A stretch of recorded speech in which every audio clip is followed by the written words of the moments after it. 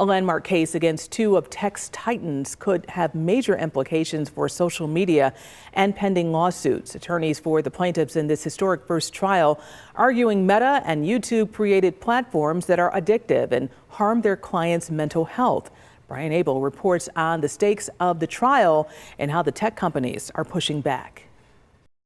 A historic trial and a first major test of whether social media companies can be held accountable for claims that their platforms harm the mental health of young users. Psychologists have said consistently for decades that the younger a child is, the more vulnerable they are to any stressor. The case centers around now 20-year-old Kaylee, who accuses Meta and YouTube of intentionally developing addictive platforms that cause her anxiety, body dysmorphia, and suicidal thoughts after she started using the platforms in early childhood. Her lawyer saying app features such as endless scrolling and the like button create instant dopamine hits that can lead to addiction, describing the swipe motion as the equivalent of a handle of a slot machine, saying every time she swipes, it's not for money, but for mental stimulation.